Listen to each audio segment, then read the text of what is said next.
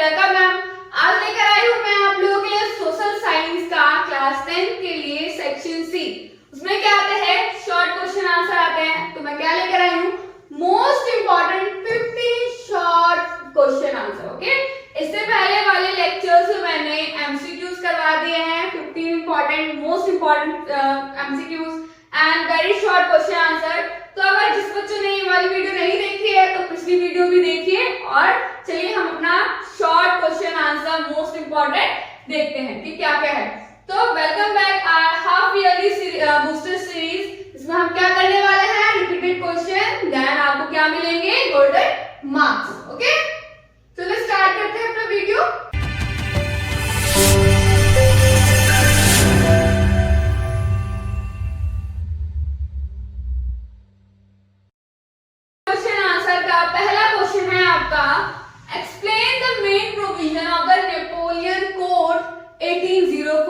यानी कि Napoleon code जो है 1804 में क्या क्या जो है नेपोलियन के द्वारा चेंजेस किए गए थे उसको हमें बताना है। ओके, तो क्या क्या चेंजेस किए गए थे देखते हैं। Napoleon code brought many reforms such as, बहुत सारे उन्होंने क्या किए, बदलाव किए, चेंजेस किए। फर्स्ट है आपका एस्टैब्लिश इक्वालिटी बिफोर लॉ। उन्होंने क्या किया, पहले क्या था, मोनार्की सिस्टम था ना नेपोलियन से आने से पहले। तो फिर नेपोलियन ने क्या किया, मोनार्की सिस्टम को हटाया, उन्होंने क्या किया, अपनी सत्ता जमाई। यानी कि उसने बताया कि मोनार्की सिस्टम जो है वो तो गलत है, उसको हटाओ, अब मेरा आप सपोर्ट करो। और लोगों ने उसको सपोर्ट क्यों किया, ये भी क्वेश्चन है। तो क्यों किया उन्होंने, क्योंकि जो नेपोलियन थे उन्होंने कुछ हद तक जो है लोगों की भलाई के लिए भी उन्होंने बहुत सारे प्रोविजंस किए, बहुत सारे रिफॉर्म किए, जिससे कारण वो लोगों के बीच जो है अच्छे हो गए। यानी कि उन्होंने पॉजिटिव इंपैक्ट डाला तो लोग भी उन्हें पसंद करने लगे। तो बताना है कि जो नेपोलियन 1804 का कोड है इसे बच्चों और क्या बोलते हैं, जरा सोचो, आप मुझे कमेंट बताओ, ठीक है। और एक और नाम है ना नेपोलियन कोड था 1804 का, तो वो मुझे अपने आंसर में यानी कि कमेंट बताओ। ओके, चलो स्टार्ट करते हैं। पहला है कि मतलब बिफोर द लॉ उन्होंने क्या दी, इक्वालिटी दिया। By abolishing privilege based on the birth, privilege right था लोगों के पास, अमीरों के पास, उन्होंने क्या कर दिया, मना कर दिया कि भाई अब तो तुम्हारे पास क्या है, प्रिविलेज नहीं है, अब सभी क्या होंगे, सभी लोग जो है कानून के सामने समान होंगे, इक्वल होंगे। Then second है granted right to property to the France citizen, और उनको क्या दिया, और क्या कौन सा राइट दिया, संपत्ति का अधिकार का राइट दिया सभी नागरिकों को। Okay, improve transportation and business travel, और उन्होंने किसमें इम्प्रूव किया, ट्रांसपोर्टेशन में इम्प्रूवमेंट लाए और बिजनेस ट्रेवल में उन्होंने इम्प्रूवमेंट लेकर आए। Okay, simplified administration making more efficient and reliable, क्या किया, जो एडमिनिस्ट्रेशन था, जो प्रशासनीय जो चीजें थी उनमें क्या किया, उन्होंने एफिशिएंट लेकर आया, मोर एफिशिएंट किया, मोर रिलायबल किया। ओके, देन फ्री पीसेंट्स, किससे, obliging सर्वडम and federalism, monarchial dues, जो भी बचा पहले के जो ड्यूज थे उनको हटा दिया, अब नई सिरे से उन्होंने क्या किया, सब कुछ स्टार्ट किया। तो this is the Napoleon code 1804। These are the changes, these are the reforms by the Napoleon. Okay? तो मैंने क्या बोला था क्वेश्चन की, जो नेपोलियन कोड है उसे हम और क्या बोलते हैं, तो उसे क्या बोलते हैं बच्चों, सिविल कोड। क्या बोलते हैं, सिविल कोड। सिविल कोड 1804 भी हम इसे बोल सकते हैं। अगर आपको क्वेश्चन आता है सिविल कोड में क्या क्या रिफॉर्म्स किया गया, क्या क्या चेंजेस किए गए, तो आप ये आंसर्स में पुट कर सकते हो। ओके, ये भी आंसर आपका सही होगा। नेक्स्ट क्वेश्चन है, एनालाइज करना है the economic impact of the non corporation movement. जो गांधी जी के द्वारा नॉन कॉर्पोरेशन मूवमेंट चलाया गया था उसके इंडियन इकोनॉमिक पे क्या क्या इंपैक्ट पड़ा, ठीक है, क्या क्या प्रभाव पड़ा वो बताना है। The effect of non corporation movement of the economic front word the import of the foreign cloths, जो फॉरेन क्लोथ जो है वो जो मंगाए जाते थे, half between 1921 and 1922 and its value drop from 10 crore to 57 crore. यानी कि जो फॉरेन क्लोथ जो मंगाए जाते थे बाहर विदेशों से, अब वो क्या हो गए, उनकी जो मांग है वो आधी हो गई, किस मूवमेंट के कारण, नॉन कॉर्पोरेशन मूवमेंट के कारण। ओके, फॉरेन गुड्स वर बायकॉटेड, यानी कि उस पर क्या किया गया, बंद कर दिया गया। Liquor shop picketed and foreign cloth burn in a huge bonfire, यानी कि जो फॉरेन क्लोथ्स हुआ करते थे उनको क्या किया गया, जला दिया गया, और जो भी चीजें बाहर की थी उन सब चीजों को हटाया गया। और सहयोग जो है, नॉन कोऑपरेशन का मतलब ही है कि जो ब्रिटिश जो भी चीज कर रही है लोगों के लिए, उसके क्या करना है, उसका साथ नहीं देना है, सहयोग नहीं करना है, ठीक है। तो उन्होंने क्या किया, जो फॉरेन क्लोथ्स थे जो इंपोर्ट हुआ करता था उसका जो है जो मांग है वो कम हो गया, हाफ हो गया, और जो बाहर की जो चीजें हैं उसको क्या हो गया, उसको मना कर दिया गया लोगों के द्वारा इस्तेमाल करने में, ठीक है। तो नेक्स्ट है, इन मैनी प्लेसेस, बहुत सारे जगहों पर traders and merchants refuse to trade in foreign goods, जितने मर्चेंट्स थे, है ना, ट्रेडर्स थे, उन्होंने क्या किया, उन्होंने मना कर दिया कि भाई हम तो अब विदेशी चीजों को नहीं बेचेंगे, ओके, नहीं मंगवाएंगे, ना बेचेंगे। तो फाइनेंस करना फॉरेन गुड्स का, ठीक है, उन्होंने मना कर दिया। As the boycott movement spread, people refuse to wear imported clothes, जो मंगवाए जाते थे क्लोथ्स फॉरेन से, उनको पहनने से किन लोगों ने मना कर दिया, हमारे इंडियन ने पहनने से मना कर दिया, okay. And wore only Indian ones, यानी कि अब क्या करेंगे हम, अब भारत के ही कपड़े हम क्या करेंगे, पहनेंगे, भारत की जो चीजें हैं वही हम यूज करेंगे, और जो बाहर की चीजें हम उसका यूज नहीं करेंगे, ओके। नेक्स्ट है, production of Indian textile and handloom went up, यानी कि जो हाथों से बनाने वाली हस्तकलाएं जो चीजें थी, हाथ से बनी हुई जो चीजें थी, उनको बनाना उन्होंने स्टार्ट कर दिया। दीज आर द इम्पैक्ट और economic of non corporation movement, okay. इससे ज्यादा भी पॉइंट्स हैं आपके पास, तो वो भी आप उसमें ऐड ऑन कर सकते हैं, ठीक है। Describe any three economic hardship faced by Europe in 1830s, 1830 में जो यूरोप ने इकोनॉमिक हार्डशिप जो है, जो उन्होंने फेस किया, उसे हमें क्या करना है, डिस्क्राइब करना है। तो these are the hardship faced by the Europe। Rise in food prices, जो भोजन की जितनी भी सामग्री थी उनकी जो प्राइसेस है वो क्या हो रही थी, अप हो रही थी, बढ़ रही थी। A year of bad harvest, यानी कि खराब हार्वेस्ट के कारण लेफ्ट द कंट्री पुअर, ठीक है, जो कंट्री है वो और गरीब हो रही थी। किस कारण, क्योंकि फूड के प्राइसेस बढ़ रहे थे। क्यों बढ़ रहे थे, क्योंकि वो जो चीजें हैं वो खराब हो रहा था, मौसम खराब होने के कारण, हार्वेस्टिंग खराब होने के कारण क्या है, फूड के प्राइसेस इंक्रीज हो रहे थे। The ratio of rise of population, population क्या हो रही थी, वो बढ़ रही थी, was larger than that of the national employment generation, ठीक है, जो एम्प्लॉयमेंट है वो कम हो रही थी, जो पॉपुलेशन है वो बढ़ रही थी, जिससे क्या हो गया, कंट्री पुअर हो गया। Migration of rural population, migrate हो रहे थे लोग to city led to overcrowded slum, ज्यादा से ज्यादा लोग कहाँ भाग रहे थे, शहरों की तरफ भाग रहे थे, जिसके कारण क्या हुआ, वहां पे स्लम की प्रॉब्लम आने लगी, ठीक है। पीसेंट सफर्ड, यानी कि जो पीसेंट जो किसान है वो सफर्ड हो रहे थे under the burden of feudal dues, यानी कि जो उनके फ्यूडल ड्यूज थे उनके कारण वो अपनी बोझ के कारण वो दब रहे थे, कौन, किसान, ठीक है। And obligation in some region in Europe, okay, these are the hardship faced by Europe in 1830s, okay। Next है, फोर्थ क्वेश्चन है आपका, why should Indian farmers practice crop rotation, जो क्रॉप रोटेशन है, यानी कि अभी ये फसल फिर दूसरा फसल तीसरा फसल में रोटेट करना है, ये जो प्रैक्टिस है इन फार्मिंग में वो कैसे जो है सहायक है, उनके बारे में एक्सप्लेन करना है, 3 रीजन बताना है, ओके। तो Indian farmer should practice crop rotation because crop rotation जो है हमें इसलिए प्रैक्टिस में लाना चाहिए फार्मर्स को, क्योंकि इम्प्रूव यील्ड, यानी कि जो यील्ड है उसको हम इम्प्रूव कर सकते हैं। Bye rotating crop, farmer can improve their crop, अपनी फसल पे वो अच्छा कर सकते हैं, okay. Different crop require different soil nutrients and rotating crop can help maintain soil health and nutrient level.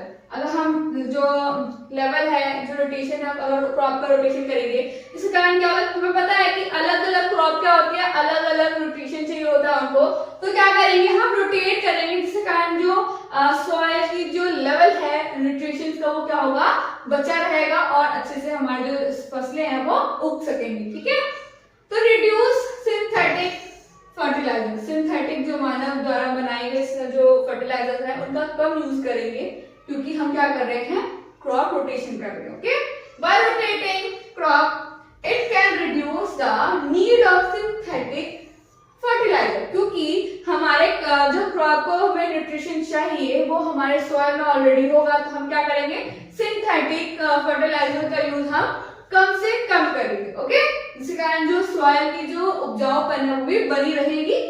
And pesticides which can expensive, जो synthetic fertilisers होते हैं, पेस्टिसाइड्स होते हैं, वो क्या होते हैं, बहुत ज्यादा एक्सपेंसिव होती है। हर जो फार्मर्स है उनको वो यूज नहीं कर पाते अपने अच्छे क्रॉप के लिए। Okay, and harmful to the environment, और क्या होता है, एक्सपेंसिव भी होता है, ऊपर से वो क्या होता है, हार्मफुल होता है हमारे पर्यावरण के लिए। ओके, इसीलिए हमें क्या करना है, क्रॉप रोटेशन करना है इन फार्मिंग प्रैक्टिसेस में। Okay, third one is sustainable farming. Sustainable farming यानी कि इस तरीके से यूज करना है, इस तरीके से क्रॉप को बनाना जो कि हमारे आने वाला जो भविष्य है, आने वाली जो पीढ़ी है वो भी उसका यूज कर सके, और जिसके कारण जो है वो भी जो है सॉइल का अच्छे से यूज कर सके, मिट्टी की जो उर्वरकता है उसको बनाई रह सके भविष्य काल तक के लिए।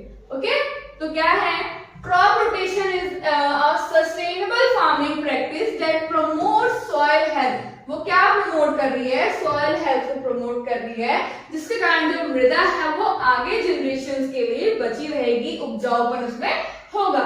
And biodiversity by practices in crop rotation farmers can reduce their environmental impact। इसके कारण क्या होगा, जो environment है उस पर impact जो है वो खराब impact जो है वो कम पड़ेगा। Okay, and contribute to long term health of the land, यानी कि जो जमीनें हैं उनकी जो हेल्थ है वो क्या होगी, बनी रहेगी लॉन्ग टर्म के लिए। ठीक है, ज्यादा दिनों तक जो है उनकी उर्वरकता जो होगी वो बनी रहेगी, ताकि जो हम नेक्स्ट क्रॉप उगाए उसकी जो फसलें होंगी वो क्या हो, अच्छी से अच्छी हो। इसीलिए हमें क्या करना है, इसीलिए जो गवर्नमेंट है वो भी क्या बोलती है, क्रॉप रोटेशन जो है मस्ट है। Okay, in farming practices. Okay, तो नेक्स्ट क्वेश्चन देखते हैं। फिफ्थ है आपका, forest and wild life are vital to quality of life and environment.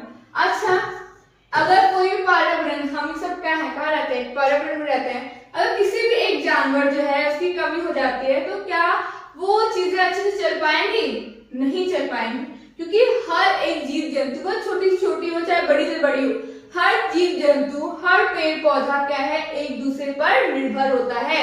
इसके कारण क्या चल पाता है, एक पर्यावरण में संतुलन बना रहता है। ठीक है, बैलेंस होता है। तो इसी स्टेटमेंट को हमें 3 रीजन से पॉजिटिव इंपैक्ट बताना है कि कैसे हाँ ये स्टेटमेंट सही है। तो forest and wild life and vital to the quality of life and environment. Okay, this is the because destruction of the forest and wild life leads to, पहले क्या होगा, loss of cultural diversity. Okay, अगर ऐसा नहीं होगा तो क्या होगा, कल्चरल डाइवर्सिटी का क्या होगा, लॉस हो जाएगा। In addition to the loss of the flora and fauna in the forest, यानी कि जीव जंतु पेड़ पौधे हैं वो दोनों क्या है, हमारे जंगलों पे इंपॉर्टेंट है।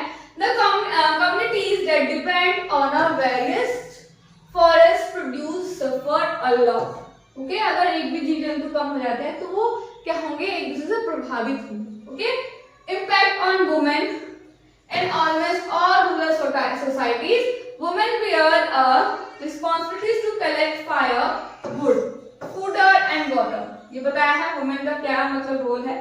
And depletion of these resources make them work much harder and tasks become more time taking। अगर एक ही काम एक व्यक्ति को दिया जाए तो क्या होगा, वो काम जो है बहुत टाइम तक चलेगा और एक टाइम बहुत हार्ड भी हो सकता है ना।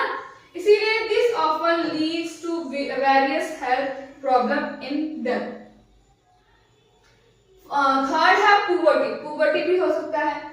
When the poor tribal population fail to get their supplies,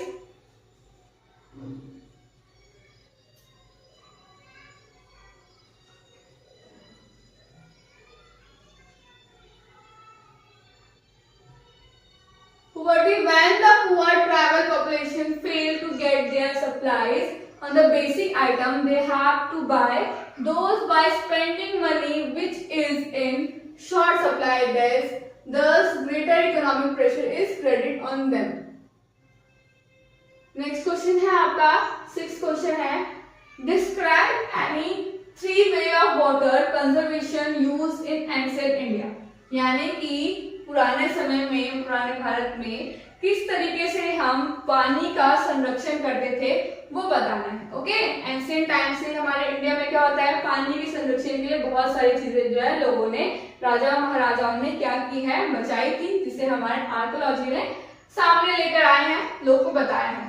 तो आर्कियोलॉजिकल एंड हिस्टोरिकल रिकॉर्ड बताता है हमें shows that from ancient time, ये जो हमारा वाटर कंजर्वेशन है अभी से नहीं बहुत पहले से चला आ रहा है, कौन बताता है हमें, शो करवाते हैं, दिखाते हैं archaeological and history recorders. Okay, in Indian people used to construct well organised and hydraulic lakes, embankment and canals for irrigation के लिए इन चीजों का वो इस्तेमाल करते थे, उनको बनाते थे। During the time of Chandragupta Maurya के time dams, lake and irrigation system were extensively built, उनके टाइम पे भी जो है इरिगेशन के लिए इन सब चीजों को बिल्ड किया था। Okay, evidences of well organised irrigation work, irrigation के लिए, सिंचाई के लिए एक अच्छी तरीके से ऑर्गेनाइजेशन बनाई गई थी, ऑर्गेनाइज किया गया था, have also been found in Kalinga में उड़ीसा में है। ओके, उड़ीसा में देखा गया है, नागार्जुन का कोंडा यानी कि आंध्र प्रदेश में, देन ब्यूनौर यानी कर्नाटका में, कोल्हापुर यानी कि महाराष्ट्र में। ठीक है, ये प्लेसेस है जहां पर देखा गया है वेल ऑर्गेनाइज्ड इरिगेशन सिस्टम जो है बनाया गया था, कब, हमारे एंशिएंट टाइम में। ठीक है, इन द 11th सेंचुरी की अगर हम बात करें तो उसमें बताया है Bhopal lake of the largest artificial lake, क्या है, आर्टिफिशियल लेक है, of its time was built, जब बनाया गया था 11th सेंचुरी में। फिर अगर 14th सेंचुरी की बात करें, द टैंक इन हौस में टैंक बनाया गया जो दिल्ली में है, वाज कंस्ट्रक्टेड बाय इल्तुतमिश, किसके द्वारा, इल्तुतमिश राजा के द्वारा बनाया गया, for supplying water to serene forest area. Okay, क्या बनाया गया था, वाटर टैंक बनाया गया था, कहाँ पे, हौस का, इसमें भी है, अगर आपको बिलीव नहीं है तो आप जाकर भी इसमें विजिट कर सकते हो और देख सकते हो। ओके, तो दीज आर द क्या है हमारे वाटर कंजर्वेशन के कुछ तरीके हैं जो हमारे एंशिएंट टाइम से क्या है चले आ रहे हैं। ओके, 7th है आपका describe the horizontal power sharing arrangement. Horizontal power sharing means जब ऑर्गन्स में 3 टाइप ऑफ ऑर्गन्स में क्या होते हैं, पावर को शेयर किया जाता है, तो क्या होता है हमारा horizontal power sharing. These are power is shared among different organs, okay, of the government, such as executive, legislature, executive and judiciary. Different organs of the government exercise different power. यानी कि जिनके पास भी जितने भी ऑर्गन है सबके पास power है, सबके पास अपने अपने कार्य है। This arrangement is called system of check and balances. ये जो हॉरिजॉन्टल पावर शेयरिंग है ये हमारा एक तरह का सिस्टम है, इसे हम क्या बोलते हैं, system of check and balance. Okay, इससे रिलेटेड क्वेश्चन हमने पहले किया ना कि चेक एंड बैलेंस वाला क्या है। तो बच्चों अगर जो इस वीडियो पे आए हैं, अगर उन्होंने पहले की वीडियो नहीं देखी है, इससे पहले वाला वीडियो जो मैंने section A, section B and section C में करा रही हूँ, यानी कि MCQ very short question answer मैंने मोस्ट इंपॉर्टेंट जो है करवा दिए हैं। आप वहाँ हमारे चैनल पे विजिट करके वो वीडियो भी जरूर देखें एंड शेयर करें, अगर अच्छी लगे तो आप लाइक भी जरूर करें। ओके, तो नेक्स्ट देखते हैं 8th क्वेश्चन। इस क्वेश्चन में बताना है बच्चों, differentiate between federal and unitary form of the government with example. हमें क्या करना है, फेडरल गवर्नमेंट क्या होती है, यूनिटरी गवर्नमेंट क्या होती है, उन दोनों के बीच क्या बताना है, डिफरेंसेस बताना है। ओके, तो फेडरल जो हमारा गवर्नमेंट है, पहले फेडरल गवर्नमेंट देख लेते हैं। The central government gives some government, यानी कि जो सेंट्रल गवर्नमेंट है कुछ अदर गवर्नमेंट बनाती है, उनको कुछ पावर देती है। ओके, ये क्या होता है federal. Power is distributed among legislature, executive and judiciary. इसमें क्या होता है, हॉरिजॉन्टल पावर शेयरिंग होती है, यानी कि पावर शेयरिंग का सिस्टम बताया गया है फेडरल गवर्नमेंट में। Elected official exercise supreme power, यानी कि जो लोगों के द्वारा चुने हुए लोग होते हैं, जो रिप्रेजेंटेटिव होते हैं, उनके पास क्या होते हैं, कुछ स्पेशल पावर्स होते हैं in the government list. Okay, फिर हम देखते हैं यूनिटरी में, it makes centralise some power to the state government. क्या होता है, सबसे ज्यादा पावर सेंट्रल के पास होती है, फिर उसके बाद स्टेट के पास कुछ पावर होती है। ओके, इसमें क्या होता है, फेडरल में तीनों के पास इक्वल पावर होती है। The central government is supreme, इसमें कौन सुप्रीम होता है, central government. Okay, the administrative division such as state और district exercise power then central. Okay, समझ में आया यूनिटरी एंड फेडरल में। फेडरल में बताया है जो हमारी जो गवर्नमेंट होती है, सेंट्रल गवर्नमेंट में कुछ अदर गवर्नमेंट भी होती है, उनके पास में पावर होता है, डिस्ट्रीब्यूट किया जाता है पावर, जैसे लेजिस्लेचर, एग्जीक्यूटिव एंड जुडिशरी। ठीक है, इनके जो ऑफिशियल्स होते हैं वो क्या होते हैं, लोगों के द्वारा चुन के आते हैं, उनके पास पावर ज्यादा होती है। देर से बताया यूनिटरी में सेंट्रल जो होती है, सेंट्रल गवर्नमेंट होती है, फिर स्टेट एंड वो भी होती है, स्टेट एंड लोकल भी होती है, बट सेंट्रल जो गवर्नमेंट होती है उनके पास पावर ज्यादा होती है। ओके, सुप्रीम माना जाता है सेंट्रल गवर्नमेंट को। फिर एडमिनिस्ट्रेशन यानी प्रशासन को अच्छे तरीके से चलाने के लिए इसमें क्या करता है, डिवाइड करता है central government, it is state and district. Okay, these are the differentiate between federal and unitary government. Okay बच्चों, 9th क्वेश्चन आपका, explain any 3 constitutional provision that make India secular state. Secular state क्या होता है बच्चों, कि secular मतलब धर्मनिरपेक्ष, यानी कि एक ऐसा स्टेट, एक ऐसा राज्य बनाना है जिसमें क्या हो, सभी धर्म क्या होते हैं, इक्वल होते हैं। क्या हमारा इंडिया है ऐसा, सोच के बताओ, कमेंट करो। ओके, तो जैसे हमारा इंडियन कॉन्स्टिट्यूशन है वो क्या करता है, प्रोविजन देता है इंडिया को सेक्युलर स्टेट बनाने के लिए। There is no official religion, यहाँ पे कोई ऑफिशियल रिलीजन नहीं है हमारा इंडिया का, जैसे अदर्स कंट्री होता है ना कि हाँ these country are Muslim country, these are country are Christian country, तो हमारा जो इंडिया है उसके पास कोई भी ऑफिशियल रिलीजन नहीं है। Okay, in Christianity in England, जिसे बताया इंग्लैंड में Christians, Buddhism in Pakistan, India like the status of in Sri Lanka and Islam. Islam का क्या होगा, इस्लाम इन पाकिस्तान।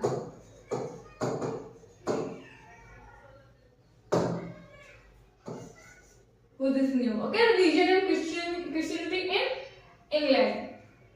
वैसे हमारे इंडिया के पास कोई स्टेटस ऐसा नहीं है कि हाँ हमारा जो इंडिया है केवल हिंदू है, केवल मुस्लिम है, केवल बुद्धिज्म है, ऐसा कुछ नहीं है, क्योंकि हमारे इंडिया के पास क्या है, अलग अलग धर्म के लोग रहते हैं, इसलिए हमारा कोई भी इंडिया का एक निश्चित जो है, कोई भी एक निश्चित नहीं हो सकते कि हाँ इंडिया का ये रिलीजन है। Okay, the constitution provide to all individual and communities the freedom to profess and practise and propagate the religion of their choice and not to follow any.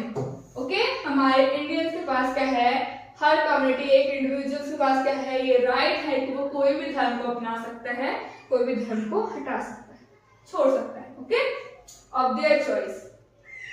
The constitution prohibits discrimination on the ground of religion. जो हमारा constitution है वो क्या करता है, अगर धर्म से रिलेटेड कोई भी भेदभाव होता है तो उसको क्या करता है, मना कर रखा है हमारे कॉन्स्टिट्यूशन में, ऐसा डिस्क्रिमिनेशन नहीं कर सकते हैं। ओके, कोई भी स्टेट नहीं कर सकता। The state has the power to interfere होगा in matter of religion because of operation and discrimination, it bans untouchability. जो हमारा गवर्नमेंट है उसने क्या बैन कर रखा है, अनटचेबिलिटी, यानी कि पहले के टाइम पे इंडिया में अनटचेबिलिटी यानी छुआछूत जो है, ऐसी कुरीतियां जो है चलती आ रही थी, उसको क्या किया उन्होंने, हमारे गवर्नमेंट ने बैन कर रखा है। ओके, तो हम कह सकते हैं इन सभी रीजंस के अकॉर्डिंग कि जो हमारा इंडिया है वो क्या है, एक सेक्युलर कंट्री है। ओके, 10th है आपका, mention the problem of casteism in Indian politics. Okay, अगर हम देखते हैं इंडिया क्या है, भारत में पहले से क्या चला आ रहा है, जातिवाद चला आ रहा है, इसीलिए उसको पूरी तरीके से हटाना इट्स लाइक इम्पॉसिबल। बट धीरे धीरे क्या हो सकता है, इसमें इम्प्रूवमेंट हो सकता है। इससे रिलेटेड क्वेश्चन बोला हमारा कि जो कास्टिज्म है हमारे इंडियन पॉलिटिक्स में, उसको एक्सप्लेन करना है, मेंशन करना है क्या क्या प्रॉब्लम ये खड़े करते हैं इन पॉलिटिक्स के, राजनीति में क्या है। The problem of casteism in India, casteism के बारे में बताना है, जातिवाद हमारे भारत में। There is discrimination between upper and lower caste। क्या होता है upper and lower caste में, क्या होता है डिस्क्रिमिनेशन, भेदभाव क्या आता है। Still there is wide gap, यानी कि बहुत ज्यादा गैप है, and difference between different caste। Okay, अलग अलग धर्मों के अलग अलग जातियों के बीच क्या है, अलग अलग डिफरेंसेस देखने को मिलता है। Upper caste still enjoy protectable respectable position in the society। हमारे समाज में अभी भी क्या होता है, जो अपर कास्ट के लोग हैं उनको क्या रहता है, बहुत ज्यादा इज्जत दी जाती है, ठीक है। They are enjoying their respectable position in the society. Then political leaders contest election on the name of caste, ठीक है। कास्ट जाति के नाम पर क्या करते हैं, लोगों से वो क्या लेते हैं, वोट्स लेते हैं। Okay, for the vote bank, वो क्या बनाते हैं, अपना एक वोट बैंक बनाते हैं। देखो जब नेता आता है वो क्या बोलते हैं, हम आपकी जाति के भाई, हमें क्या दो, वोट दो, वोट दो, वोट दो। तो क्या होता है, वोट के नाम पर, जाति के नाम पर वो क्या बनाते हैं, अपना एक पूरा वोट बैंक बनाते हैं। ओके, ये बता दिया हमने। नेक्स्ट है आपका question 11, why has the issue of sustainability become essential for development in present time. Explain with example. हमें कुछ इश्यूज बताने हैं कि सस्टेनेबल जो हमारे डेवलपमेंट है वो क्यों जरूरी है, ठीक है, आज के टाइम पे। तो sustainable development means, sustainable development मतलब क्या होता है बच्चों, कि ऐसा विकास should take place without damaging the environment. ऐसा विकास करो जो हमारे पर्यावरण को क्या करे, नुकसान ना पहुंचाए। Okay, development is the in present should be compromise with the needs of the future generation। ऐसा नहीं कि हाँ भाई हम विकास करेंगे, अभी विकास कर लेते हैं, डेवलपमेंट कर लेते हैं, फिर आने वाले फ्यूचर जो जनरेशन है उनके पास कुछ रहे ही ना, उनकी कोई जो जरूरत है वो भी पूरी ना हो सके, उनकी नीड्स भी पूरी ना हो सके। तो ऐसा हमें डेवलपमेंट नहीं करना है ना, ऐसा तो विकास ही नहीं हो सकता कि आने वाले जो फ्यूचर जनरेशन है उनके पास कुछ रहे ना, उनकी जरूरत तक पूरी ना हो। तो इसीलिए बोला गया है कि जो हमारे रिसोर्सेज भी होते हैं हमें ऐसे उसका यूज करो, सस्टेनेबल ढंग से यूज करो, ताकि जो आने वाला फ्यूचर जनरेशन है वो भी अपनी नीड्स की जो जरूरत है, जो जरूरत की चीजें हैं उसको तो फुलफिल कर सके। इसलिए डेवलपमेंट पे इसलिए जोर दिया गया है। कैसा development, sustainable development. Okay, issue of sustainability of is important and desirable for development. First है economic development is the continuous process. ये क्या है, एक प्रोसेस है, कंटिन्यूअस चलता रहता है। Hence resources are not exploited। Okay, जो हमारे रिसोर्सेज है हमें इसको एक्सप्लोर नहीं करना है। एट द सेम टाइम, उसी टाइम में देखें तो डेवलपमेंट भी हमें क्या चाहिए, should not harm the environment. ऐसा डेवलपमेंट करना है, ऐसा विकास करना है जो हमारे पर्यावरण को क्या करे, नुकसान ना पहुंचाए। ओके, सेकेंड पॉइंट है इट इज डिजायरेबल बिकॉज, ऐसा सस्टेनेबल डेवलपमेंट इसलिए डिजायरेबल है क्योंकि because everyone would certainly like the present level of the development to go further or at least be maintained for the future generation। हमें ऐसा क्या करना है, इसलिए ऐसा मतलब हमें विकास करना है, लेवल रखना है हमारे प्रेजेंट टाइम का, कि जो आने वाला जो फ्यूचर जनरेशन है वो क्या कर सके, उसको कम से कम वो चीज मेंटेन रहे डेवलपमेंट का। ओके, हमारे पर्यावरण को हार्मफुल ना पहुंचाए, हमारे हार्म ना हो, और हमारे जो आने वाले फ्यूचर जनरेशन है उनके जो रिसोर्सेज है वो भी कम ना हो, ताकि उनकी कम से कम नीड्स तो है पूरी हो सके। Okay, these are the sustainable development needs. Okay, फिर बताना है टेरिटरी सेक्टर, जो थर्ड सेक्टर है उसकी एक्टिविटीज कैसे development primary and secondary sectors के क्या करती है, हेल्प पहुंचाती है। एवेलुएट द स्टेटमेंट, इस स्टेटमेंट को बताना है। तो transport, storage, communication, banking, trade, these are the services. इसीलिए हम क्या रखते हैं, इसे हम टेरिटरी सेक्टर में रखते हैं, थर्ड सेक्टर में रखते हैं, है ना। Since these activities generate services rather than goods, okay, समानता हमें क्या करती है, हमें सर्विसेज पहुंचाती है, सेवाएं देती है। They promote primary and secondary sector, okay, क्या करती है, जो टैरिटरी सेक्टर है वो प्राइमरी एंड सेकेंडरी सेक्टर को क्या करती है, प्रमोट करती है। प्रोवाइडिंग एक्सपर्टाइज एंड फाइनेंस, ये क्या करती है, एक्सपर्टाइज एंड फाइनेंस देती है। They are helpful for advertisement and marketing, tertiary sector में हो गया ना एडवर्टाइजमेंट एंड मार्केटिंग, तो ये इसको हेल्प देती है। Provide transportation and communication facility, क्या देती है, ट्रांसपोर्टेशन और कम्युनिकेशन की फैसिलिटी भी है, प्रोवाइड कराती है। 13 क्वेश्चन है आपका, define gross domestic product, it mean GDP, okay, and explain its importance. GDP क्या होता है इसे बताना है हमें, और जो हमारे इसकी जो इंपॉर्टेंस है उसको डिस्क्राइब करना है, okay.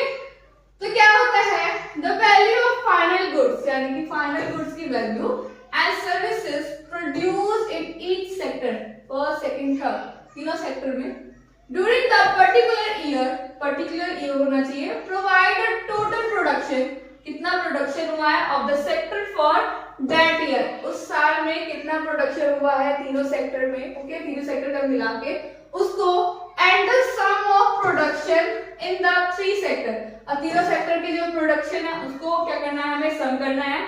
Gives is called the gross domestic production, इसे हम क्या बोलते हैं, जीडीपी बोलते हैं ऑफ अ कंट्री। ये तीनों सेक्टर में कितने प्रोडक्शन हुआ है किसी पर्टिकुलर ईयर में, वो क्या बताता है, हमारा ग्रॉस डोमेस्टिक प्रोडक्ट बताता है, ओके।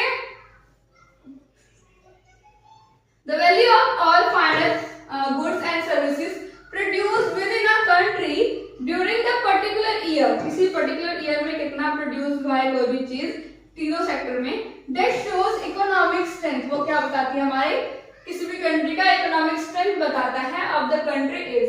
इन इंडिया, हमारे भारत में, the month task is measuring GDP undertaken by central government ministry, ये किसके द्वारा किया जाता है हमारे इंडिया में, सेंट्रल गवर्नमेंट मिनिस्ट्री के द्वारा जीडीपी देखी जाती है, ओके।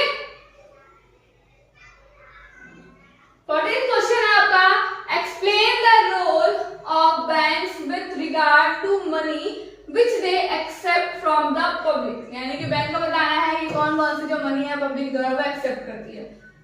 तो bank plays an important role in regarding the money accept by the public, okay.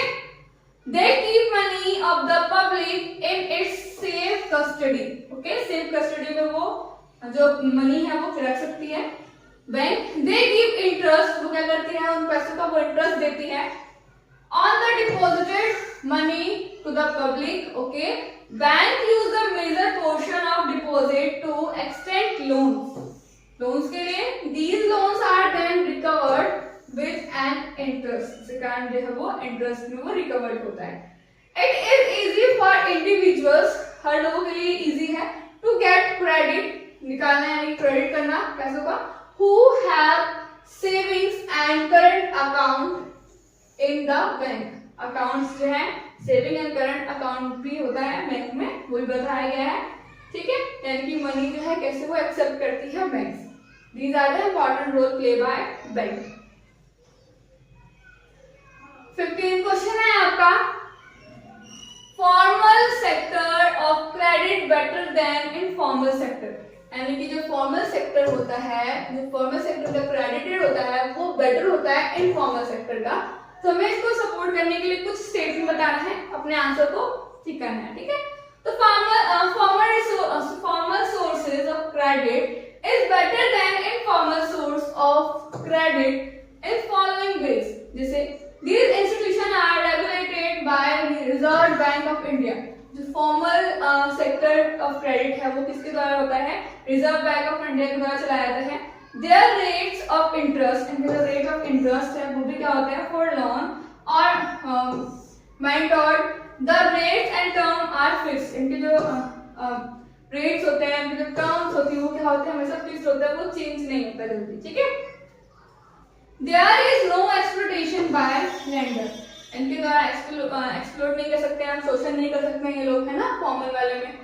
Everyone can take a loan, हर कोई क्या कर सकता है, लोन ले सकता है। That includes big businessman as well as small cultivator और बोरोज, ओके, कोई भी इनसे लोन ले सकता है। The cost of the borrowing is usually less, जो कॉस्ट होता है ना बोरिंग का, वो क्या हो सकता है, यूजुअली कम होता है, ओके। इसी के साथ हमारा जो शॉर्ट 15 शॉर्ट जो क्वेश्चन आंसर है मोस्ट इंपॉर्टेंट कंप्लीट होता है। अगर आप लोगों ने अभी तक पढ़ाई स्टार्ट नहीं की है तो ये वीडियो उन्हीं के लिए है, ये वीडियो उनको भी शेयर करो जिन्होंने अभी तक कुछ नहीं पढ़ा, उनको समझ नहीं आता है हिस्ट्री, तो जरूर आपको जो है इंपॉर्टेंट क्वेश्चन आपको यहाँ से मिल जाएगा और आपको उनको लर्न कर पाएंगे, समझ पाएंगे। तो जो क्वेश्चन इससे रिलेटेड आएंगे तो आप उसको लिख सकते हैं, ओके। तो बने रहिए हमारे साथ नेक्स्ट वीडियो के लिए। नेक्स्ट में लेकर आऊंगी लॉन्ग क्वेश्चन आंसर जो बहुत ज्यादा इंपॉर्टेंट होंगे एग्जाम के पॉइंट ऑफ व्यू से, जो आपके एग्जाम में देखने को मिलेंगे, ओके। तो बने रहिए हमारे साथ। Thank you for watching, bye bye.